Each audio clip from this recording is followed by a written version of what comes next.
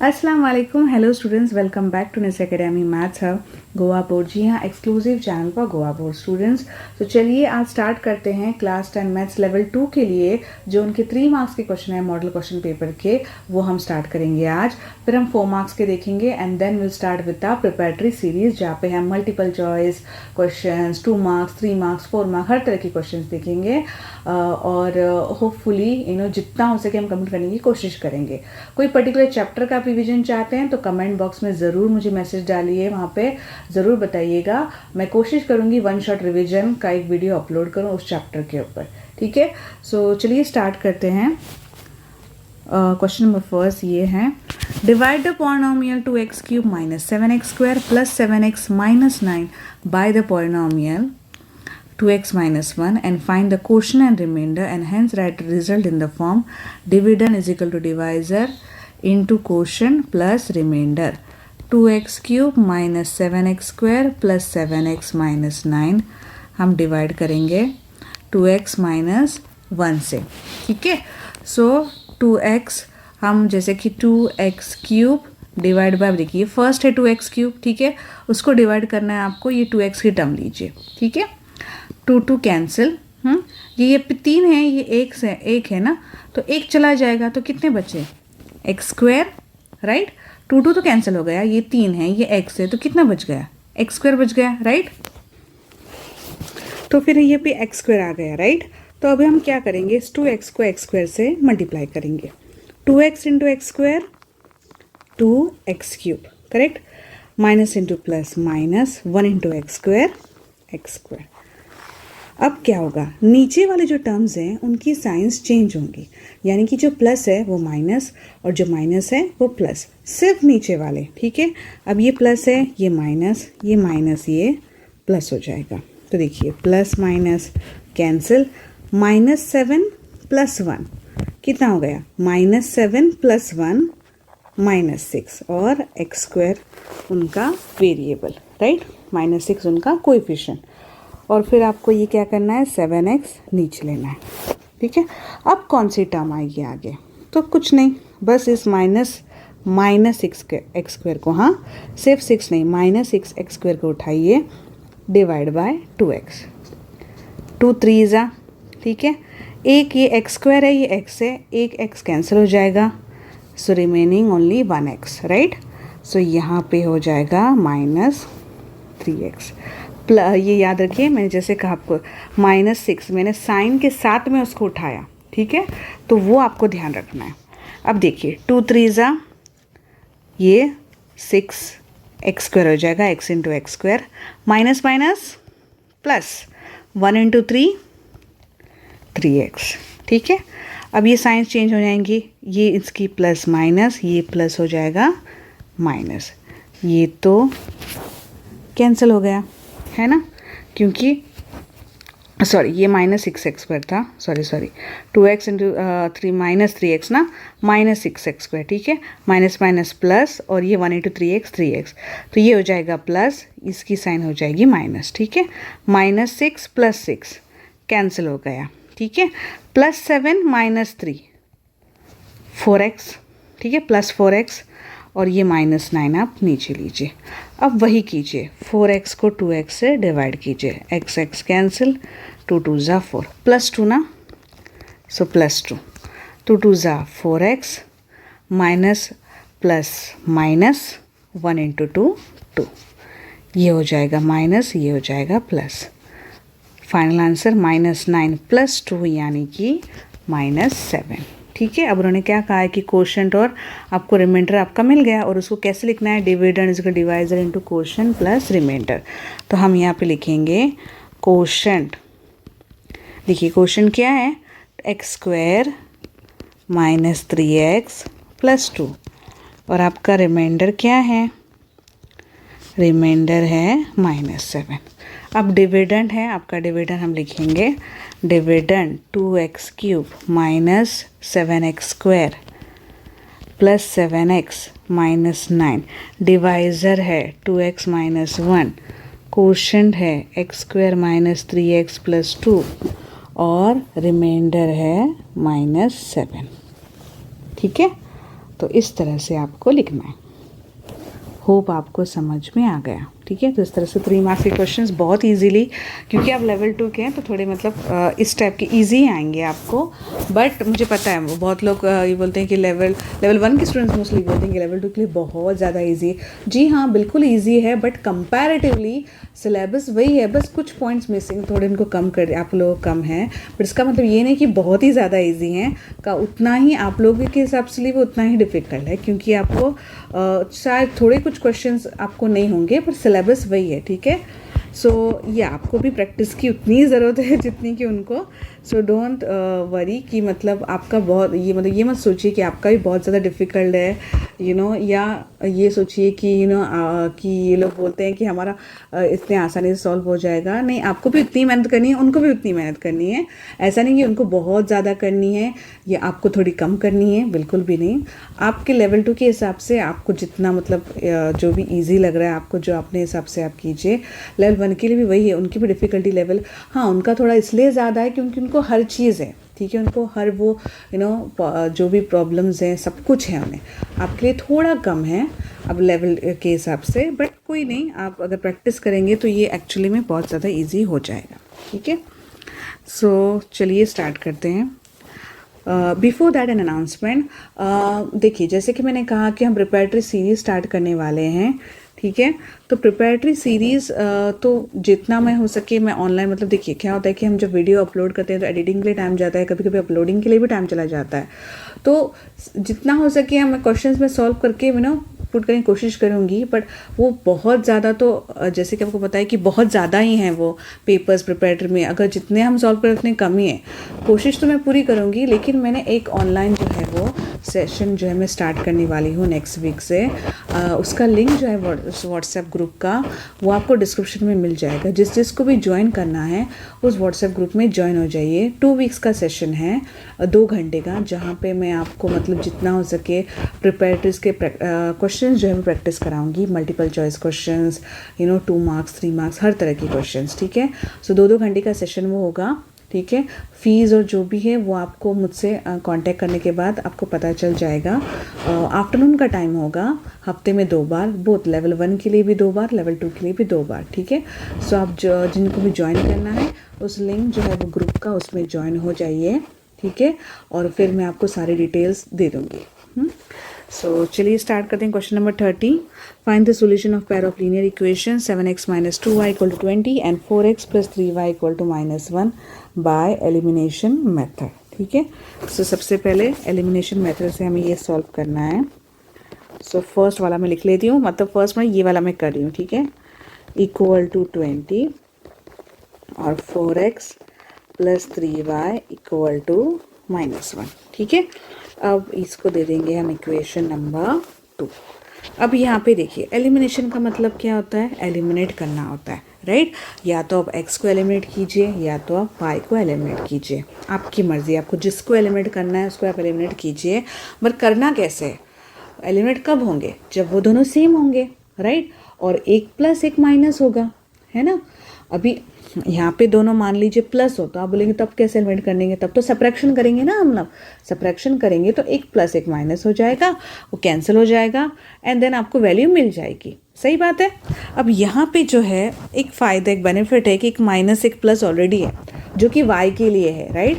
तो अगर मैं उससे y को चेंज कर दूँ, ठीक है, मतलब इस तरह से बना दूँ, दोनों को सेम बना दूँ और ऐड कर दूँ इक्वेशंस को, तो ईजिली y जो है वो एलिमिनेट हो जाएगा। बट नॉट अ कंपल्शन, आपकी मर्ज़ी, आपको x एलिमिनेट करना है आप x को कीजिए, उनको सेम बना दीजिए, फिर सब्ट्रैक्शन करना पड़ेगा क्योंकि ये दोनों प्लस है ना, ठीक है। तो आप सब्ट्रैक्शन करके भी कर सकते हैं। मुझे ऐसा लगता है कि मेरा मतलब मैं तो इजी वे चूज़ करूँगी, ठीक है, कि ये माइनस है ये प्लस है, तो मैं y को चेंज करूँगी ताकि फिर मैं ऐड करूँ ईजिली और सॉल्व हो जाए, ठीक है। सो मैं क्या कर रही हूँ, यहाँ पे जो है इक्वेशन 1 को जो है मैं 3 से मल्टीप्लाई कर रही हूँ, ठीक है। ये देखिए मुझे अभी 2 तो 3 में नहीं बदल सकता ना 3 2 में बदल सकता है, तो ऐसा कोई एलसीएम, मतलब एलसीएम उनका एक ही जो फैक्ट जो चेंज हो जाए, राइट। तो मैं क्या करूँगी, इक्वेशन 1 को मैं 3 से मल्टीप्लाई करूँगी और इक्वेशन 2 को मैं 2 से मल्टीप्लाई करूँगी, ठीक है। So multiplying equation 1/3 and equation 2/2 and adding them. ठीक है, ऐड करेंगे हम उनको। सो लिख लेते हैं यहाँ पे। फर्स्ट मल्टीप्लाई कीजिए 3 से, देखिए 21x माइनस 6y, 23 ज़ा 60, इसका हो जाएगा 2 4 ज़ा 8x plus 6y equal to, ये कितना हो जाएगा -2।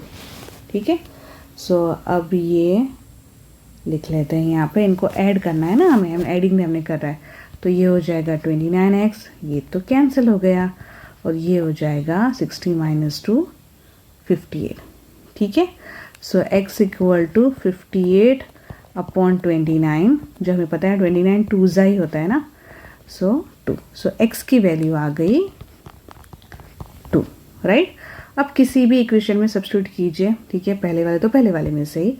ठीक है, substituting x equal to 2 in equation 1, so 7x यानी कि 7x minus 2y equal to 20, 14 minus 2y equal to 20। So 14, ये 20 इधर आ जाएगा, 2y को उधर भेज लेते हैं। सो ये हो जाएगा 20 - 14 जो कि है -6 equal to 2y। So y की वैल्यू -6/2 यानी कि -3।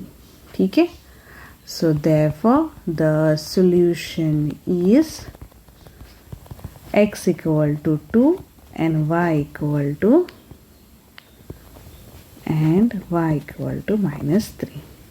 ठीक है, तो इस तरह से आप सॉल्व कर सकते। तो मैं हमेशा मतलब एक आपको एडवाइस दूंगी, सजेशन दूंगी, आपकी मर्जी। जब भी प्लस और माइनस हो ना जिस भी के आगे, बेटर आप वही चेंज कीजिए, डायरेक्टली ऐड कर दीजिए। ऐसे तो एक्सचेंज मतलब करने में कोई प्रॉब्लम नहीं है। हाँ, अगर दोनों प्लस हो दोनों माइनस हो तो वैसे भी आपको सब्ट्रैक्शन ही पर जाना है।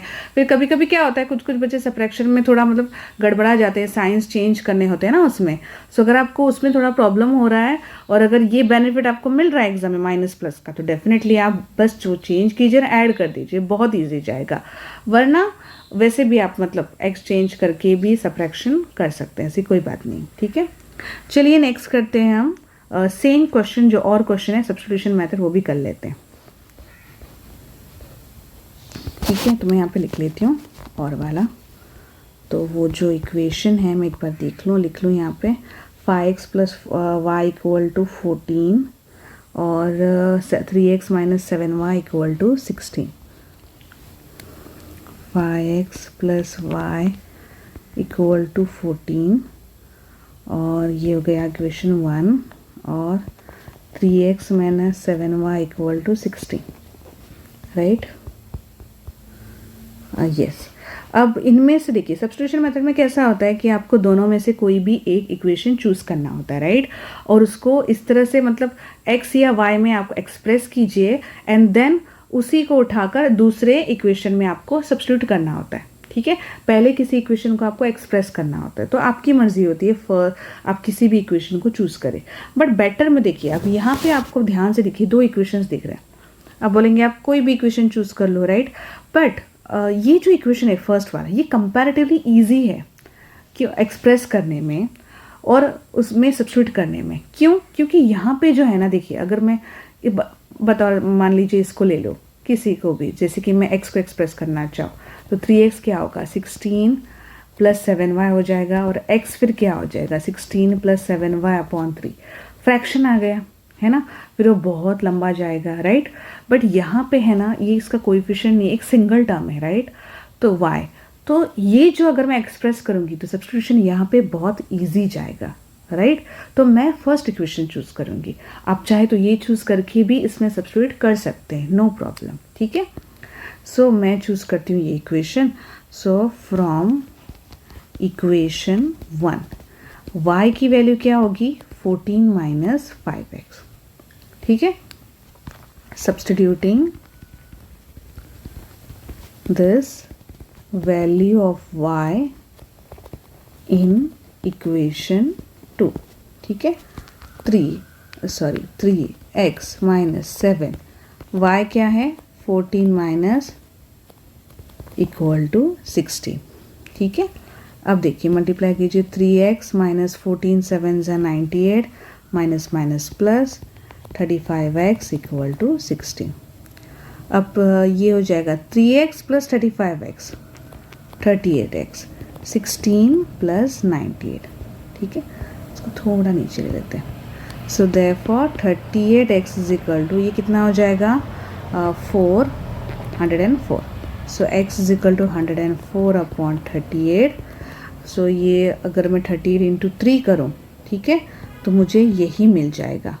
सो 38 3 है। अब आप कहेंगे हमें कैसे सूझेगा, वहाँ पे हमें 38 का टेबल थोड़ी आता है। कोई नहीं, आप 2 से रिड्यूस करते जाओ, कहीं ना कहीं तो मिलेगा ही। और यूजुअली वो ऐसे ही, याद रखिए, वो ऐसे ही नंबर्स देंगे कि वो जैसे कि 38 दिया है तो ऐसा ही 38 का ही वो कोई फैक्टर होगा 114। 38 2 ज़ा 3 ज़ा, ठीक है। तो मैंने बस 38 जस्ट मल्टीप्लाई करके देख लिया, 3 से मिल रहा है तो यस डायरेक्टली मैंने कर दिया। तो अगर आपको नहीं उस वक्त सूझ रहा, कोई बात नहीं, आप 2 से, क्योंकि देखिए 8 है, 4 है, 2 से तो रिड्यूस होगा ना, रिड्यूस करके कहीं ना कहीं तो एक इजी वैल्यू नंबर आ जाएंगे जहाँ पे आपको 3 मिल ही जाएगा। ठीक है, या फिर आप याद रखिए कि यूजुअली एग्जाम्स में ऐसे ही नंबर्स दिए जाते हैं जिससे आप इजीली मतलब डिवाइड हो सकें। अभी ये x की वैल्यू हम इसमें सब्स्टिट्यूट करेंगे। ना y is equal to 14 minus 5 into 3। So 14 minus 15 जो कि है -1। ठीक है, so therefore the solution is x equal to 3, y equal to -1। Okay, चलिए नेक्स्ट करते हैं। तो होप आपको दोनों मेथड समझ में आ गई हों। आपको सब्स्टिट्यूशन है, एलिमिनेशन है, फैक्टराइजेशन है। ठीक है, ये सब मेथड्स हैं आपको। या फॉर्मूला इज ऑल्सो देयर ना। ओके, फैक्टराइजेशन है ओके। सो आपको सिर्फ वही मेथड नहीं है, cross multiplication, right. Question number 31, find the roots of the quadratic equation 4x² minus 17x plus 15 equal to 0 by factorisation method. ठीक है, सो थैंकफुल देखिए 4 ही हैं, आपको कंप्लीटिंग स्क्वायर भी नहीं है, जो अच्छी बात है, और आपको क्रॉस मल्टीप्लिकेशन लीनियर इक्वेशन की जो मेथड है वो भी नहीं है। कोई बात नहीं, बस ये आप चारों मेथड अच्छे से कीजिए, क्योंकि ऑप्शन भी है उसमें। अब अच्छे से कीजिए, बहुत ईजीली आपको समझ में आ जाएंगे। देन फैक्टराइजेशन मेथड, तो इसमें क्या करना होता है, सबसे पहला जो काम होता है वो होता है, अगर आपका जो कोएफिशिएंट 1 नहीं है, जो भी आपका x स्क्वायर कोएफिशिएंट है, उसको और लास्ट टर्म को, कांस्टेंट को मल्टीप्लाई करना होता है। ठीक है, सो 4 इंटू 15 कितना हो गया 60। अगर 1 है तो अच्छी बात है, सिर्फ डायरेक्टली आप लास्ट को, कांस्टेंट को देख लीजिए। नहीं है तो जैसे कि यहाँ पे नहीं है, 15 4 ज़ा 60। अब आपको दो नंबर्स ढूंढने हैं जिनका सम कितना हो -17 और प्रोडक्ट कितना हो 60 प्लस 60 पॉजिटिव 60। ठीक है, और सम जो मतलब मिडल नंबर्स में क्या आना चाहिए -17 आना चाहिए, ऐड या सब्ट्रैक्ट या जो भी करके, यानी कि प्लस माइनस लेके या माइनस बस -17 आना चाहिए। ठीक है, अब दो नंबर्स कौन से 60 कौन से टेबल में अब देखिए 15 4 ज़ा 60 होता है, लेकिन 15 और 4 को ऐड करेंगे या सब्ट्रैक्ट करेंगे तो 17 तो नहीं मिलेगा, तो वो तो कैंसिल हो गया। फिर तो होता है 32 ज़ा भी होता है 60, राइट, लेकिन वो भी नहीं होगा। ठीक है, तो आपको 60 के जो है फैक्टर्स निकालने, या कौन से टेबल में 60 आता है वो देखना है। अब 12 के टेबल में भी आता है, राइट, 12 5 ज़ा 60, और 12 और 5 को ऐड कर देंगे तो 17 तो मिल जाएगा, लेकिन मुझे प्लस नहीं, मुझे -17 चाहिए, करेक्ट, और मुझे मल्टीप्लाई करके 60 चाहिए। देखिए 12 और 5 को लूँ तो किस तरह से लूँ कि मल्टीप्लाई करने के बाद मुझे पॉजिटिव 60 मिले और ऐड करने के बाद मुझे -17 मिले। अब मैं -12 लूँ प्लस 5 लूँ, मान लीजिए, तो -12 प्लस 5 -17 तो नहीं होगा, -60 भी नहीं हो, -60 हो जाएगा, लेकिन मुझे प्लस 60 चाहिए, तो ये तो गया। अब 12 और 5 ले लो, 12 और 5 हो जाएंगे क्या 17 हो जाएंगे, पर मुझे -17 चाहिए, प्रोडक्ट 60 मिल जाएगा लेकिन -17 नहीं मिलेगा। दोनों कंडीशन सेटिस्फाई होने चाहिए ना। तो मैं कैसे लूँगी? तो देखिए, अगर मैं -12 -5 लूँ और दोनों को ऐड कर दूँ, मतलब माइनस माइनस प्लस हो जाता है, राइट? तो -17 हो जाएगा। और उनका प्रोडक्ट करो, माइनस माइनस प्लस हो जाता है, right? Negative into negative positive, तो ये हो जाएगा +60, यानी कि -12 इंटू -5 +60 एंड -12 -5 -17, राइट? तो बस 4x² -12x -5x +15 = 0, ठीक है? सो हम इसको इस तरह से लिख लेंगे। अब देखिए यहाँ पे कॉमन क्या है, अभी इस कॉमन को निकालने में बहुत बच्चों को गड़बड़ होती है। तो देखिए सामने वाला जो नंबर है ना 12, वो ऑब्वियसली 4 की टेबल में आता है ना?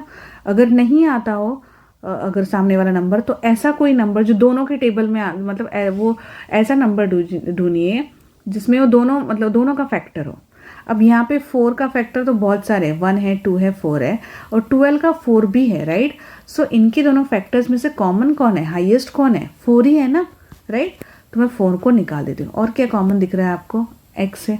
ये 4 3 12, राइट? तो आप ये ध्यान में रखिए, 4 3 उसका वो याद रखिए, ठीक है? यानी कि आपको तोड़ना है, स्प्लिट करना है।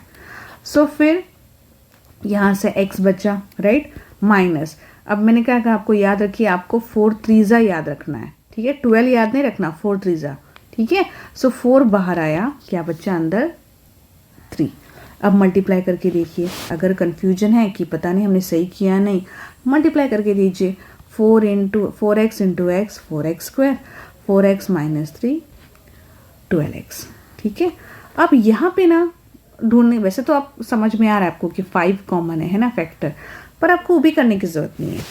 सेम देखिए, ब्रैकेट सेम आना चाहिए ना, आप बस ये ब्रैकेट सेम लिख लीजिए, ओके? और इस -5x को इस x से डिवाइड कीजिए। नहीं सोच रहा आपको कि कौन सा नंबर आएगा, जाने दीजिए, बस इस -5x को इस x से डिवाइड कीजिए और ये x कैंसिल, -5 यहाँ पे। अब मल्टीप्लाई करके देखिए, -5x, correct, minus minus plus, 5 3 50, ठीक है? वैसे तो आपको डायरेक्टली समझ में आ गया होगा क्योंकि आपको इतने बड़े बड़े नंबर्स तो देंगे नहीं, बहुत छोटे ही नंबर्स देंगे, बट फिर भी अगर उसमें भी आपको थोड़ी सी कोई दिक्कत आ रही है, नहीं समझ में आ रहा कि मैं क्या कौन सा नंबर कॉमन होगा, तो बस वही ब्रैकेट यहाँ पे लिखिए, ये नंबर को उठा के इस फर्स्ट टर्म जो है उससे डिवाइड कीजिए। अब चेक कीजिए, -5x minus minus plus 5 3 15, yes हमारा काम हो गया। x -3 4x -5 = 0, ठीक है? तो रूट्स क्या होंगी देखिए, x -3 = 0 और 4x -5 = 0।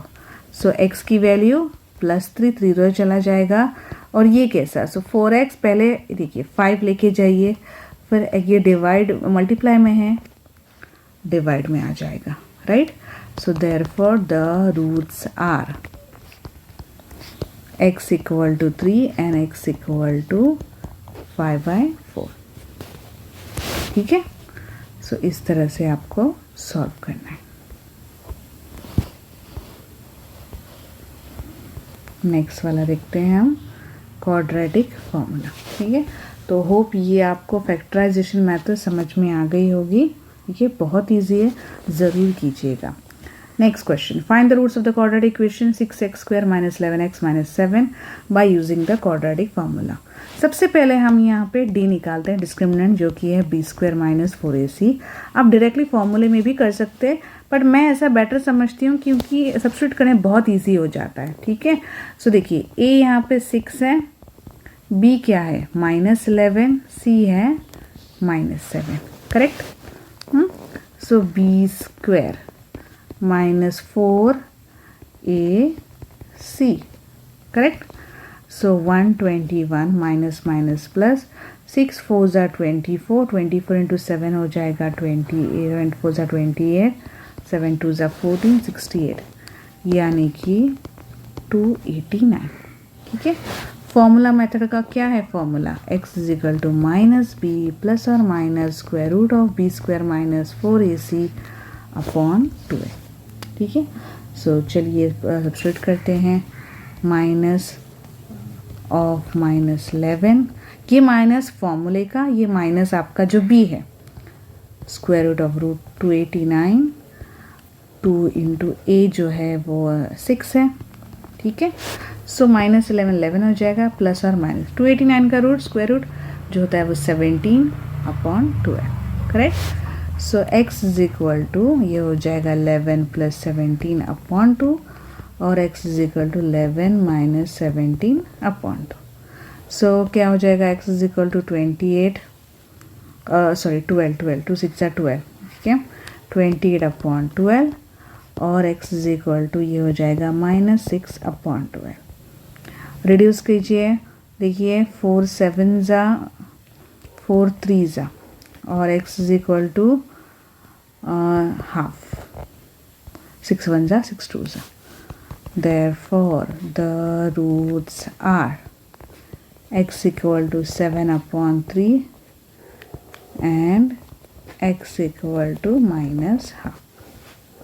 ओके, तो होपफुली ये आपको समझ में आ गया, ठीक है। नेक्स्ट क्वेश्चन करते हैं।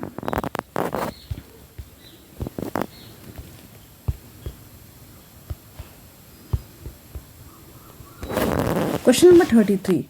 Find the 15th term and sum of the first 51 terms of the AP minus 30 minus 23. The given AP is minus 30 minus 23 minus 16 minus 9 minus 2.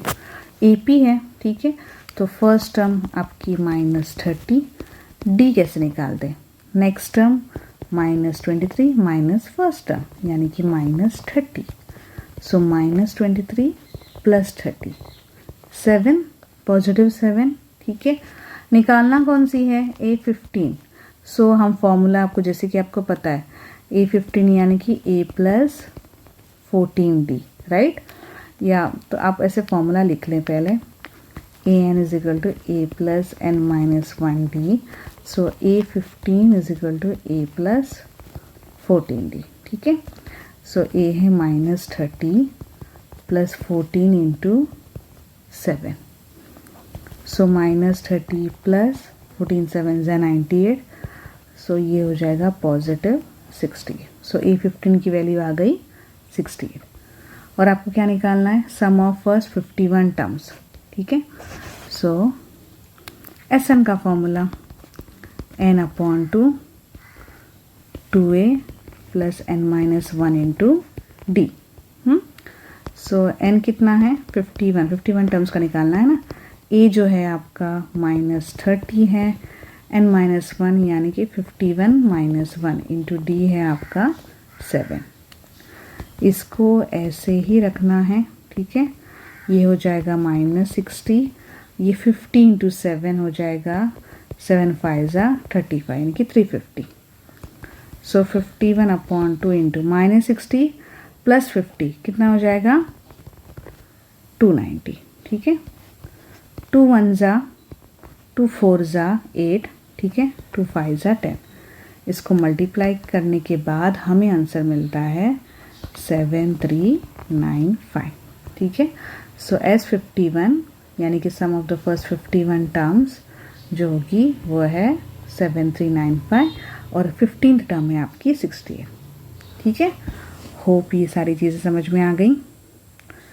चलिए नेक्स्ट प्रॉब्लम करते हैं। Next question number 34। Evaluate the following expression by using the logarithm method, ठीक है। So log का use करना है हमें। अब लॉगरिथम्स अगर आपको नहीं आते तो मुझे ज़रूर बताइएगा, मैं उस पर एक वीडियो बनाऊंगी। देखिए वैसे तो बहुत इजी है, आपको बेसिक सा ही है। और लॉग्स का टेबल जो है आपको दिया जाएगा एग्ज़ाम में, ठीक है। एंड में होगा लॉग एंड एंटी लॉग का टेबल, उसमें से करना है। तो फिलहाल तो मैं डायरेक्टली मैं आपको बताऊंगी बस ये कैसे सॉल्व करना है। लॉग्स मैं डायरेक्टली लिख रही हूँ, मैंने वेरीफाई देख लिए हैं वहाँ पे, ठीक है। लॉग्स कौन से हैं मेरे पास, तो अभी यहाँ पर तो नहीं है है मेरे पास, बट मेरे पास पेपर में, ठीक है। तो मैं उसमें से आपको बता रही हूँ कि कौन से वो लॉग हैं। आप चाहें तो एक बार फिर से चेक कर सकते हैं। तो चलिए स्टार्ट करते हैं ये। So let x = 1764 square into 0.0486 upon 0.9642, ठीक है।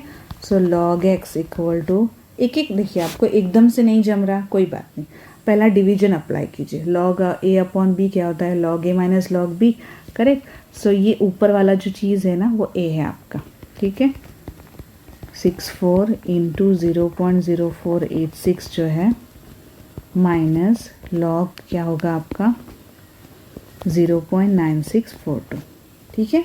अब आप कीजिए नेक्स्ट स्टेप। अब यहाँ पे देखिए ये हो जाए, ये इंटू है तो अब ये प्लस बन जाएंगे और ये स्क्वायर का नीचे आ जाएगा, तो 2 log 17.64 इंटू हो जाएगा प्लस 0.0486 माइनस log 0.9642, ठीक है।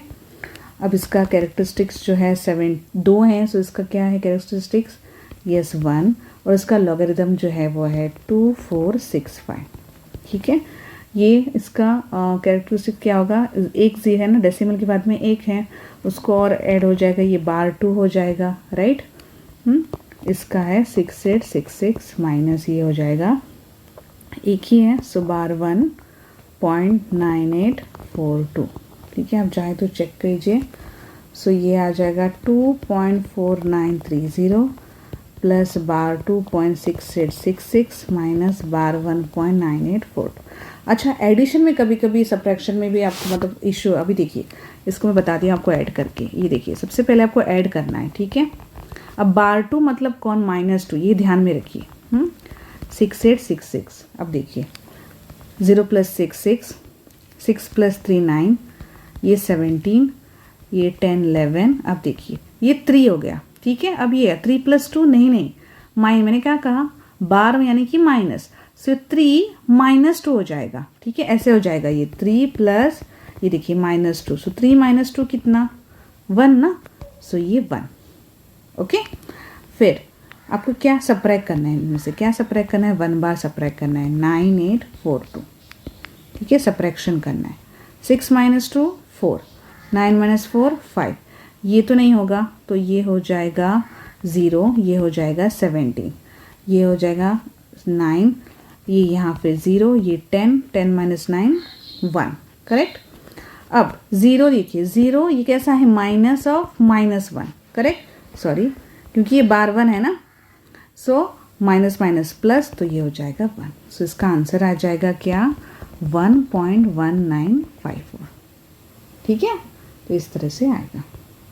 सो एक्स फिर क्या करना है आपको, एंटी लॉग ऑफ लेना है आपको 1.1954, ठीक है। तो जो आंसर ये 1 + 1 2 मतलब नंबर्स के हमें डेसिमल पॉइंट आएगा, जो कि है 15.68। आप जाके चेक कर लीजिए, यही आंसर है, ठीक है। सो इस तरह से आपको करना है। होप आपको समझ में आ गया। चलिए नेक्स्ट करते हैं। देखिए अच्छा, मैंने लेवल 1 में भी कहा था और लेवल 2 की वीडियो में बता रही हूँ अभी कि कंस्ट्रक्शन के लिए जो मतलब मेरे पास कंस्ट्रक्शन के चीज़ें हैं, बट वो शूट करने के लिए जो चीज़ें चाहिए, ट्राइपॉड वगैरह, वैसे मेरे पास कुछ भी नहीं है और मुझे पता नहीं इस पर कैसे दिखाते मैं मतलब प्रॉपर। तो मैंने जो है इसका डायग्राम मतलब जो भी है निकाला है और मैं अपने व्हाट्सएप चैनल में अपलोड कर दूँगी। तो आप प्लीज़ जाके व्हाट्सएप चैनल ज़रूर ज्वाइन कीजिए। वहाँ पे मैं फॉर एग्ज़ाम्पल कुछ इम्पॉर्टेंट फॉर्मूला जैसे शेड्स, कुछ चैप्टर्स रिलेटेड थिंग्स मैं उस चैनल में अपलोड करने वाली हूँ, सारे लेवल 1 लेवल 2 के लिए, ठीक है। तो ज़रूर जाके ज्वाइन कीजिए चैनल। तो उसी में कंस्ट्रक्शन के जो डायग्राम्स है मैं वहाँ पे अपलोड कर दूँगी। फिलहाल मैं आपको बस स्टेप्स बता देती हूँ क्या क्या करना है यहाँ पे, आप ज़रूर ट्राई कीजिएगा, ठीक है। और मैंने जो है वो फ़ोटोज़ इसके मैं अपलोड वहाँ पे कर दूँगी, ठीक है। सो मैं आपको बता देती हूँ कि करना क्या है इसमें। सो सबसे पहले आपको एक लाइन सेगमेंट ड्रॉ करनी है, ठीक है। 6.7 सेंटीमीटर की एक लाइन सेगमेंट आपको ड्रॉ करनी है। उसके बाद जो कि है आपकी RS, फिर RS को सेंटर पकड़ के आपको 2.5 रेडियस का एक सर्कल ड्रॉ करना होता है, ठीक है। फिर आपको क्या करना है कि आपको ये जो लाइन है आपकी, ठीक है, उसका आपको परपेंडिकुलर बाइसेक्टर निकालना होता है, राइट। परपेंडिकुलर बाइसेक्टर जैसे आप निकालेंगे, जो भी पॉइंट होगा बीच में, ये O ले लीजिए, मान लीजिए O' है, तो O' को सेंटर पकड़ के आपको दोबारा से एक सर्कल निकालना होता है, ठीक है। और जैसे ही आप एक सर्कल निकालेंगे, आप ध्यान से याद रखिएगा, वो एग्जैक्टली आर और एस से पास होना ही चाहिए, तभी आपके मेजरमेंट्स जो है वो करेक्ट है। सो मोर देन हाफ लेके आपको एक परपेंडिकुलर बाइसेक्टर निकालना है, ऐसे आर्क्स 2 मार्क करके एग्जैक्टली बीच में, मतलब ये आर ओ डैश का जो डिस्टेंस होगा उतना ही ओ डैश एस का डिस्टेंस होगा, ठीक है। तो एग्जैक्टली वो सर्कल आर एंड एस से पास होगा। फिर कुछ नहीं करना, यहाँ पे 2 पॉइंट्स मार्क करने हैं, ठीक है। फिर जैसे कि उन्होंने कहा है कि पी और क्यू, ठीक है, तो ये ऐसे आपको 2 टेंजेंट्स जो है वो ड्रॉ करनी है और उनकी लेंथ मेजर करनी है। मेरा आई गेस 6.2 6.3 ऐसा कुछ आ रहा है। मैं आपको फ़ोटो मतलब फिर मैं अपलोड कर दूंगी। चैनल ज़रूर ज्वाइन कीजिए, बहुत हेल्प होने वाली है आपको, यकीन कीजिए। और जैसे कि आप अगर कभी भी ज्वाइन करें, आपको पहले के अपडेट सारे वहाँ पे मिल जाएंगे, ठीक है। सो प्लीज़ ज़रूर ज्वाइन कीजिए वो चैनल, लिंक डिस्क्रिप्शन बॉक्स में है, ठीक है। तो उसमें फ़ोटो डाल दूंगी आपको। सो अगर कोई प्रॉब्लम है कंस्ट्रक्शन में तो मुझे ज़रूर बताइएगा। फिर next one, using a pair of compasses and ruler construct triangle x Y z with sides y z, x y and x z. तो बस एक ट्राइंगल ड्रॉ करना है, जैसे कि आपको पता है। सबसे पहले आपको वाई जेड ड्रॉ करनी है 6.8 सेंटीमीटर। फिर एक आर्क कट कर दीजिए, ठीक है, एक्स वाई 7 सेंटीमीटर का, और दूसरा आर्क 5.5, और ज्वाइन करके ये आपको ट्राइंगल बनाना पड़ेगा। स्केल से नहीं बनाना है, आपको कंपास से बनाना है, ठीक है। आपको एक्स वाई 7 और एक्स जेड जो है वो 5.5 कट करके। फिर क्या करना होता है, हमें एक्यूट एंगल जो कि है एक्स वाई जेड से बनाना होता है 4/3, ठीक है। यानी कि जो बड़ा है उतने आपको आर्क्स कट करने हैं, 4 आर्क्स कट करने हैं, ठीक है। 4/3 का बनाना है ना दूसरा ट्राइंगल, सो 4 आर्क्स कट करने। लेकिन ज्वाइन का करना है, जो डिनोमिनेटर होता है वहाँ पे ज्वाइन करना होता है, यानी कि थर्ड को। सो ये हो गया y1 y2 y3, ठीक है, y4। यहाँ पे रख के आपको एक आर्क कट करना है, सेम यहाँ पर भी रख के एक आर्क कट करना है, ठीक है।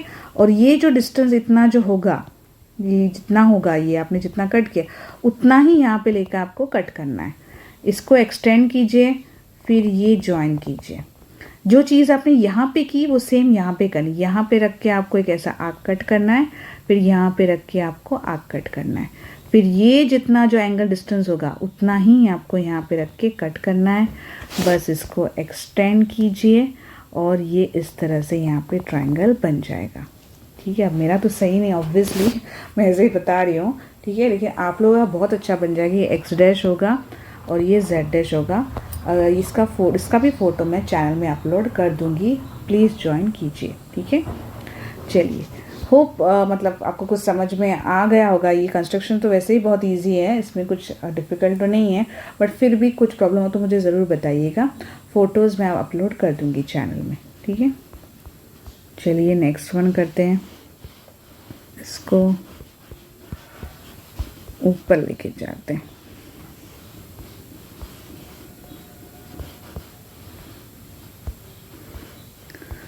सो नहीं, देखिए, with reference to the given figure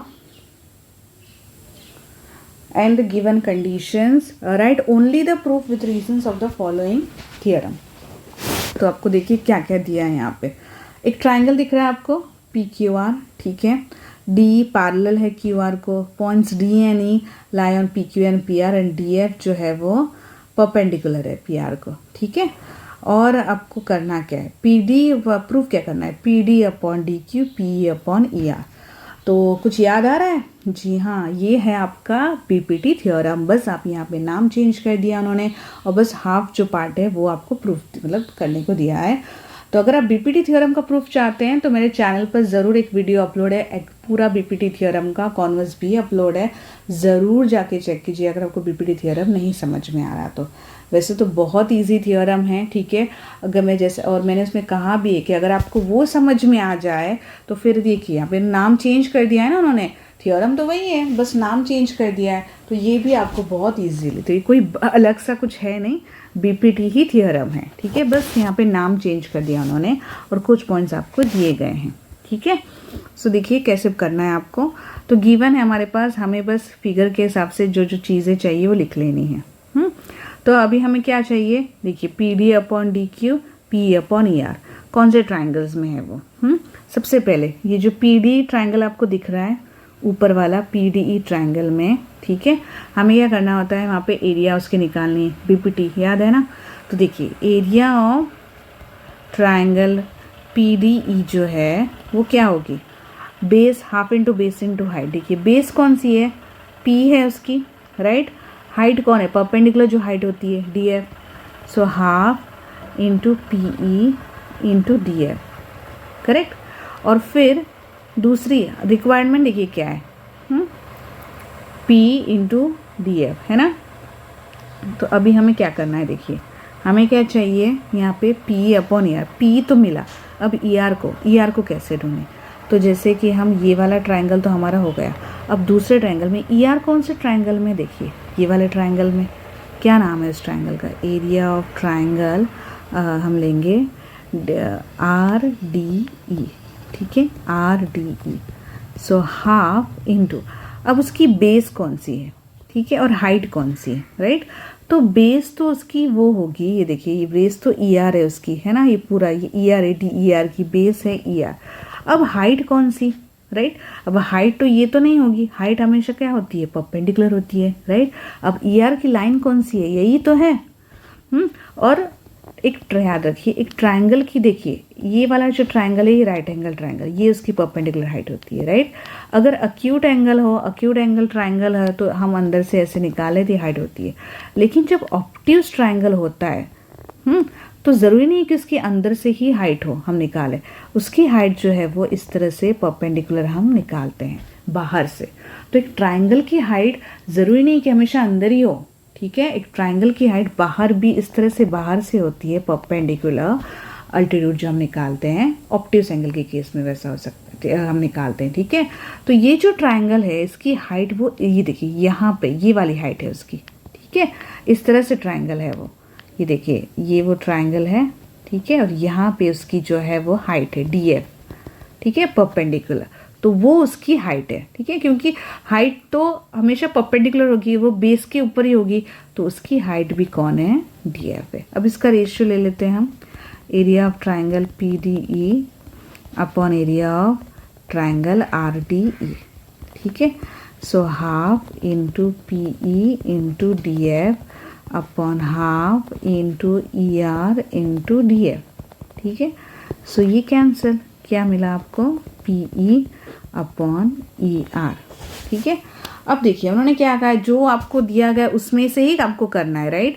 अब आपको दूसरी चीज़ भी चाहिए, मेरे PD अपॉन DQ चाहिए, पर वहाँ पे आपको परपेंडिकुलर हाइट नहीं दी गई है, नहीं ज़रूरत हमें, ठीक है। बस क्या करना है आपको, यहाँ पे सिमिलरली लिख लीजिए। देखिए ये चीज़ तो आपको मिल गई, ये चीज़ दी थी तो हमें मिल गई, तो बस सिमिलरली आपको लिखना है। कौन से दो ट्राइंगल्स में मिलेंगे आपको हाइट, सेम PDE वाला और कौन, QDE, करेक्ट है ना, वो दो triangle. So area of triangle PDE same ऊपर का ही ट्राइंगल होगा अपॉन एरिया ऑफ ट्राइंगल हम लेंगे QDE, ठीक है।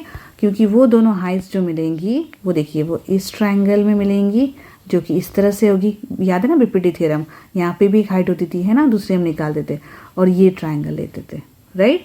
तो अभी यहाँ पे नहीं दिया है तो हमें नहीं, वो क्योंकि 3 मार्क्स का ही है भाई, उतना कुछ करने की ज़रूरत नहीं है, टेंशन मत लीजिए। डायरेक्टली आप लिख लीजिए PD अपॉन, क्या आपकी रिक्वायरमेंट है, PD अपॉन DQ, जो आपको दो साइड्स चाहिए।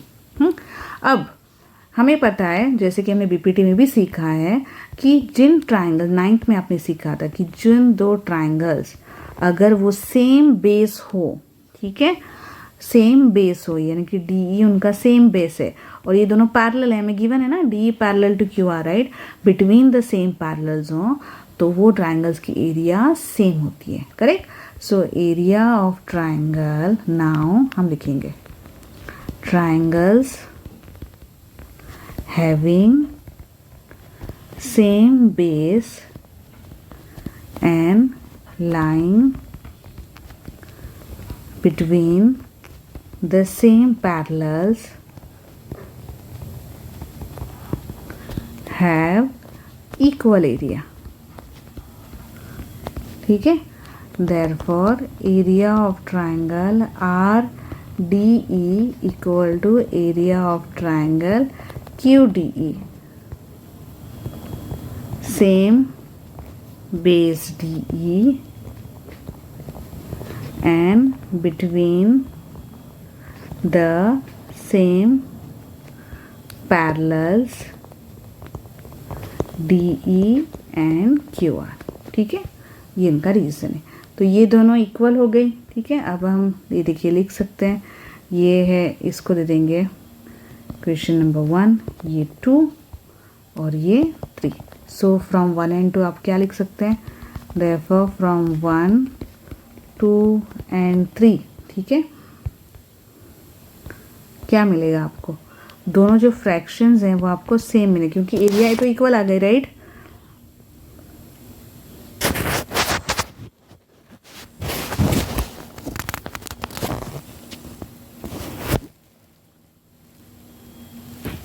So area of triangle PDE upon area of triangle RDE, क्योंकि ऊपर का तो ट्राइंगल सेम ही है, बस हमें ये नीचे के दोनों सेम करने थे, राइट।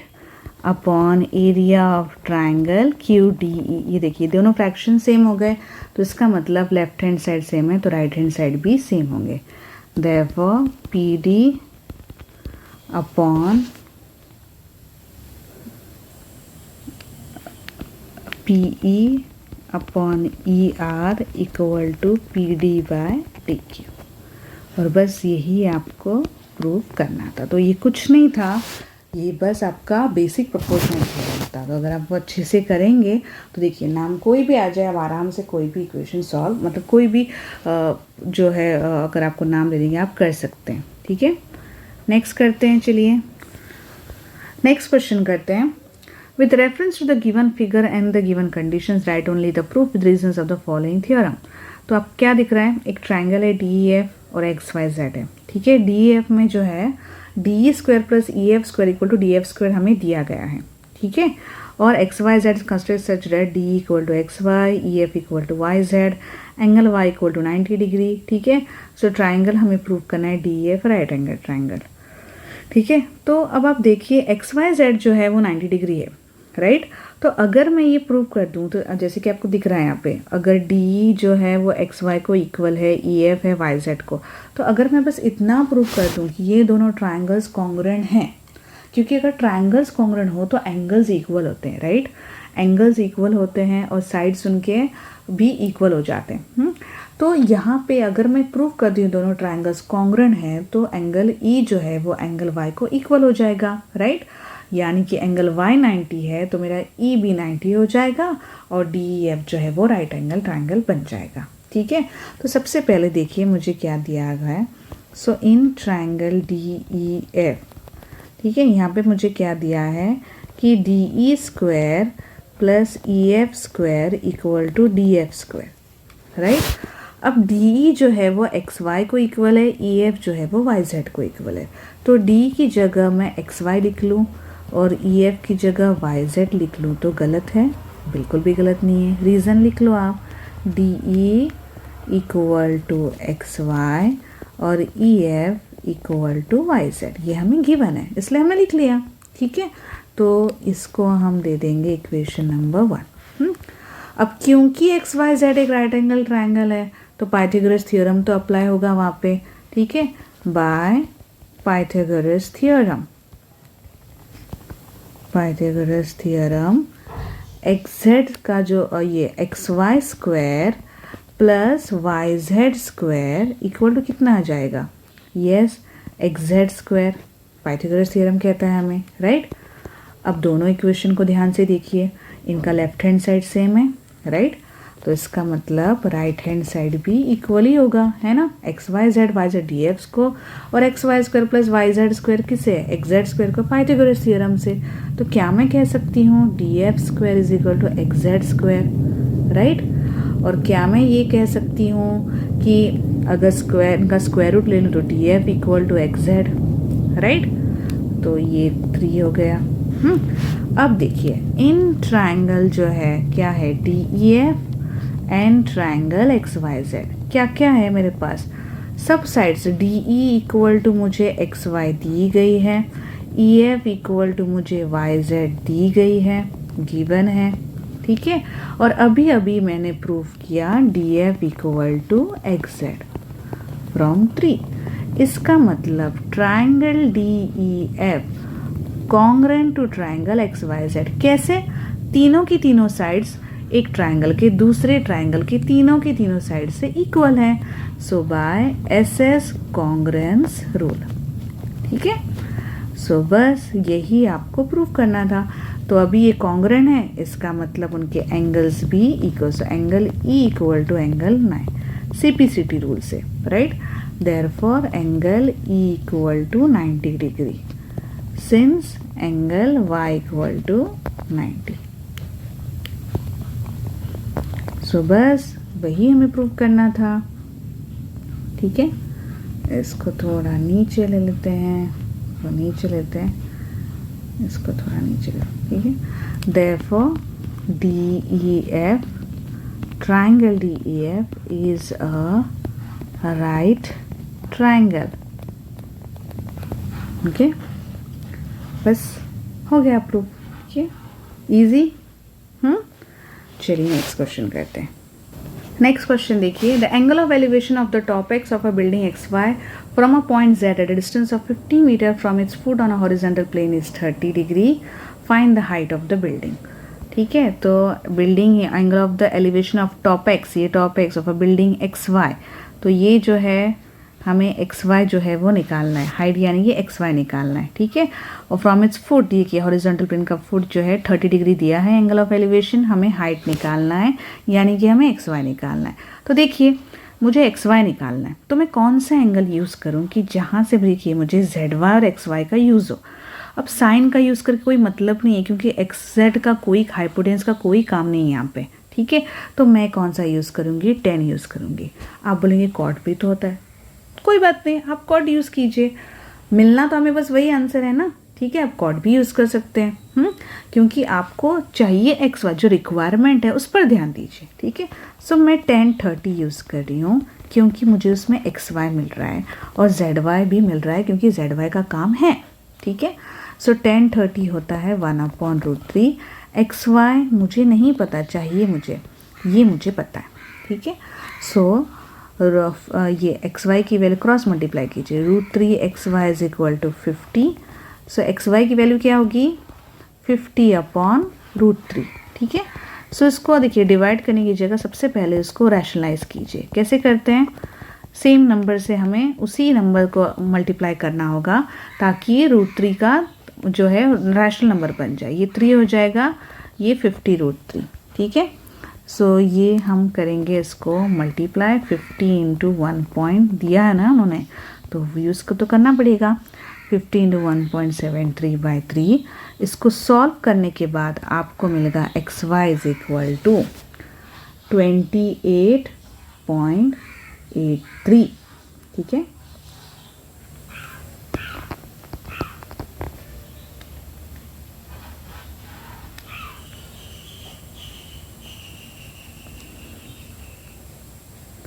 सो मीटर। ठीक है, so height of the building कितनी है, 28.83 metre. Okay, so next question करें। चलिए इसको यहाँ ले लेते हैं थोड़ा, ये इसको नीचे आ जाएगा। ABC is a right angle triangle, right angle at B. A circle is inscribed in it. The length of the two sides continuous right angle are 6 in it. Find the radius. देखिए radius कौन सा है, अब मैं आपको बता, ये radius है, करेक्ट है ना, ये सब रेडियस है। अब आप ध्यान से देखिए, इसको हटा देती हूँ मैं, ये रेडियस, ये आर है, ये आर है, तो ये कुछ दिख रहा है, कुछ समझ में आ रहा है। जी हाँ, ये स्क्वायर है ना, राइट, तो ये भी आर होगा, ये भी आर होगा। सही बात है, ये 90 है, ये 90 दिख रहा है आपको, ये दोनों सेम है, ये 90 है, ऑब्वियसली ये रेडियस हो गया है ना, ये चारों के चारे जो है वो आर है ना। तो अभी हमें क्या करना है, अभी हमें रेडियस यानी कि मतलब OD आप पकड़ लो, OE पकड़ लो। ठीक है, रेडियस हमें निकालना है, आर निकालना है हमें। तो मैं यहाँ पे लिख लेती हूँ, let OD equal to OE equal to, और कौन है, OF है ना, उनको आर हम दे देते हैं बस। अभी सबसे पहले मैं AC निकाल लेती हूँ। AB और BC है ना मेरे पास, और राइट एंगल ट्राइंगल है, सो बाय पाइथागोरस थ्योरम मैं जो है वो AC निकाल लेती हूँ। ठीक है, AC square is equal to AB square plus BC square. AC मेरे पास नहीं है, AB है मेरे पास। क्या है, 8 स्क्वायर है, BC है 6 स्क्वायर। 64 प्लस 36 यानी कि 100, तो AC कितना हो गया, 10 हो गया। ठीक है, ये मैं लिख लेती हूँ एक जगह, 1 दे देती हूँ। अब आप देखिए, ये एक सर्कल है और ये दोनों जो हैं ये टेंजेंट्स हो गई, right, and tangents from external point are equal, right. इसका मतलब AF इक्वल टू AD है। Now tangents to a circle from external point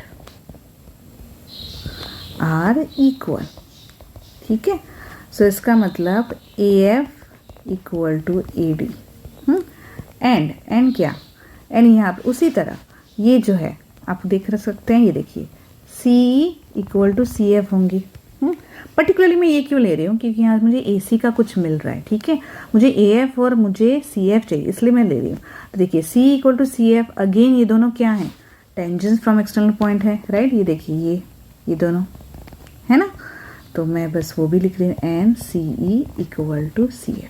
ठीक है, नाउ AD क्या होगा, AD ठीक है इक्वल टू AF कितना होगा, अब कैसे निकालें। अब देखिए इसको मैं पूरा हटा देती हूँ, ठीक है, ताकि आपको समझ में आ जाए। अब देखिए ये पूरा 8 है, कौन, AB जो है पूरा 8 है, राइट। अब ये जैसे मैंने कहा ये R है ना, ये R ये R ये R। अब मुझे सिर्फ अगर AD निकालना हो, सिर्फ AD निकालना, पूरा AB याद रखिए, पूरा AB जो है वो 8 है, ये पूरा AB 8 है सेंटीमीटर, मुझे सिर्फ AD निकालना हो तो मैं क्या करूँगी, इस मतलब ये देखिए ये AD प्लस ये DB मिला के AB बनता है, राइट। AD प्लस DB मिला के ये AB बनता है। तो मुझे अगर AD निकालना हो तो AB में से क्या सब्ट्रैक्ट करना पड़ेगा, DB सब्ट्रैक्ट करना पड़ेगा, राइट। AD यानी कौन होगा, AB माइनस DB होगा, यानी कि AB में से DB मतलब कौन, R, राइट। और AB कितना है, 8 है। सो इसका मतलब अगर मुझे AD चाहिए तो AD की वैल्यू क्या होगी, 8 माइनस R होगी। सिंपल सी बात है ना। पूरा ये AB 8 है, मुझे सिर्फ AD चाहिए तो पूरे AB में से मुझे इतना पार्ट जो है वो माइनस करना पड़ेगा। उस इतने पार्ट को मैं क्या कह रही हूँ, रेडियस है ना, वो R है ना, क्योंकि वो स्क्वायर है, राइट। तो मैं यहाँ पे AD जो है, ठीक है, जो AD है उसकी वैल्यू क्या है, 8 माइनस R है, राइट। और क्योंकि वो AF को इक्वल है तो दोनों की वैल्यू कितनी होगी, 8 माइनस R, राइट। तो मैं यहाँ पे लिख रही हूँ 8 माइनस R। सिमिलरली अगर मैं CE और CF की बात करूं, ठीक है, ये CE और CF की बात करते हैं अभी, ठीक है। तो CE और CF, अब यहाँ पे देखिए ये पूरा 6 है, करेक्ट, ये पूरा जो BC है वो 6 है ना, लेकिन मुझे चाहिए सिर्फ C। तो इस ये पूरे 6 में से अगर मैं इतना पार्ट माइनस करूं, यानी कि इतना पार्ट यानी कि कौन, R, करेक्ट। तो इसका मतलब 6 माइनस अगर मैं R करूँगी तो मुझे क्या मिलेगा, C मिलेगा, ये 6 माइनस R, तो ये भी हो जाएगा 6 माइनस R। समझ में आ रहा है। देखिए BC है आपका 6 सेंटीमीटर, ठीक है, और BE प्लस EC मिला के आपका BC बनता है। B ही है R, EC आपको नहीं पता, यानी कि C जो भी है, और BC आपका 6 है। तो अगर मुझे EC या C निकालना है तो मैं कैसे निकालूंगी, 6 माइनस R, राइट। तो बस वही यहाँ पे मैं लिख रही हूँ, ठीक है। अब देखिए, अब जो है हम जाते हैं हमारे AC के तरफ, ठीक है। अब AC कैसे बन रहा है, देखिए AC दो चीज़ों को मिला के बन रहा है, AF प्लस FC, राइट। ये देखिए AF, मैंने कहा ना आपको मुझे ये चाहिए, AF प्लस FC। AF है 8 माइनस R प्लस CF है 6 minus R, 8 plus 16 14 minus R।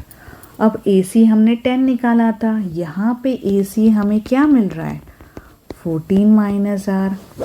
तो कंपेयर करें बिल्कुल कर सकते हैं, from 1 and 2 14 minus R equal to 10। So R की वैल्यू क्या होगी, यस आर की value sorry not R, R minus R ये 2r हो गया, सॉरी ठीक है 2r, ठीक है। सो 2r इक्वल टू कितना हो जाएगा 10, 14 माइनस 10 यानी कि 4। सो देयरफॉर r की वैल्यू 4/2 यानी कि 2 जो है सेंटीमीटर। तो इस तरह से रेडियस की वैल्यू कितनी हो जाएगी 2 सेंटीमीटर, ठीक है। सो ये आपका फाइनल आंसर है। तो इस तरह से आपको सॉल्व करना है। सो चलिए नेक्स्ट करते हैं। Yes, last question from the third marks जो क्वेश्चन है उनमें से, a solid metallic right circular cone of height 50 and radius of the base 21 centimetre melted and recast into solid cylinders each of height 10 and radius 3.5, find the number of such cylinders form. देखिए बहुत just one line में आ जाएगा। तो देखिए कैसे आपको निकालना है, तो आपको कितने सिलेंडर्स वैसे फॉर्म होंगे। अब जितना मतलब वो जो वॉल्यूम है कोन का, ठीक है, अब ऐसे सोचिए कि वॉल्यूम अगर हम निकालेंगे, ठीक है, उस कोन का, तो मतलब यानी कि वो कैपेसिटी, राइट, है ना, तो उसको ही मेल्ट करके सिलेंडर्स बनाए गए हैं। सबकी हाइट मतलब जो जितने भी बनेंगे हमें नहीं पता, हमें निकालना है। हाइट कितनी है 10 है, रेडियस 3.5 है, ठीक है। तो जितना वो कोन का वॉल्यूम होगा उतना ही वो सारे सिलेंडर्स का वॉल्यूम होगा, राइट। तो हमें वैसे कितने सिलेंडर्स, तो एक सिलेंडर का वॉल्यूम इतना है मान लीजिए, जो हमें निकालना है, हमें नहीं पता।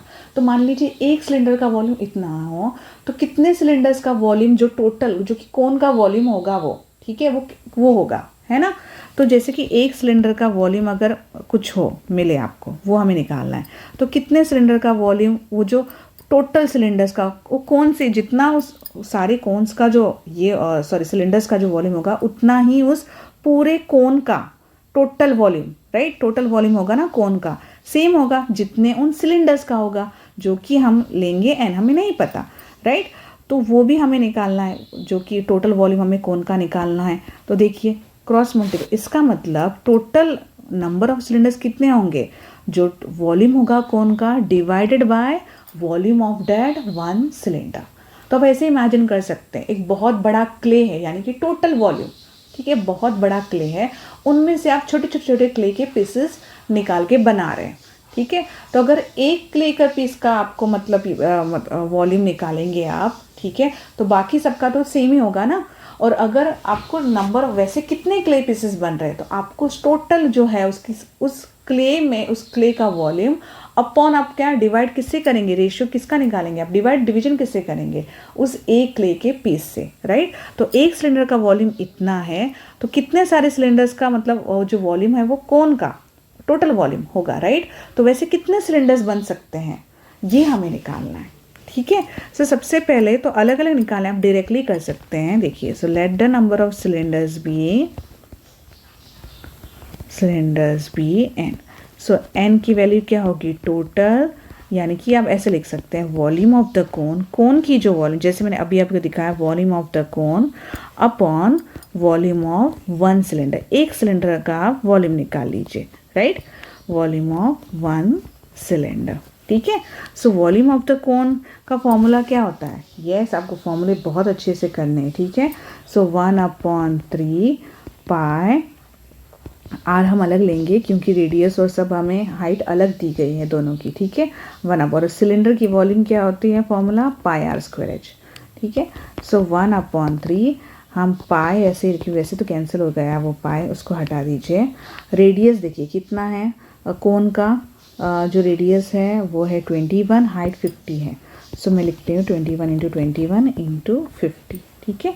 और ये इसका रेडियस कितना है देखिए 3.5, ठीक है, 3.5 × 3.5 × 10। सो यहीं पे मैं कर लेती हूँ इसको 3 7 ठीक है।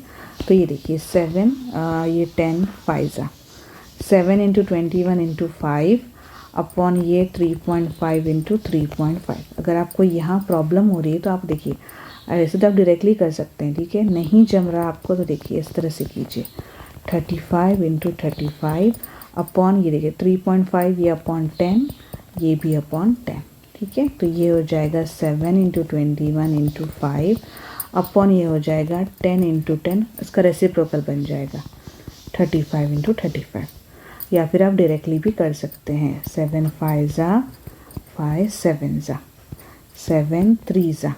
ठीक है, तो ये हो जाएगा, देखिए कितना, ये देखिए 5 2 ज़ा 3 2 ज़ा 6 60। तो कितने हो गए, therefore number of cylinders forms, number of cylinders form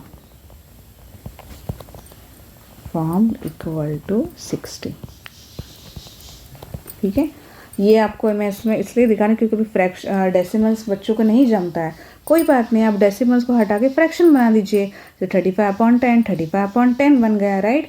तो ये जब ऊपर जाता है तो उसका क्या हो जाता है, ये 100 हो गया ना रेसिप्रोकल, तो मैंने इसको वैसे ही रख के रेसिप्रोकल बना दिया। फिर आप देखिए कैंसिल करना भी ईजी, नहीं तो आप डायरेक्टली भी करेंगे, आपको यही आंसर मिलेगा। ठीक है, सो हम नेक्स्ट वीडियो में 4 मार्क्स के देखेंगे। और जैसे मैंने कहा, अगर कोई वो सेशंस में ज्वाइन करना चाहता है तो उस व्हाट्सएप लिंक पे ज़रूर जाके क्लिक कीजिए। डिटेल्स मैं आपको फिर भेज दूंगी। अगले वीक से सेशंस होंगे लेवल 2 लेवल 1 दोनों के लिए 2 आवर्स के। और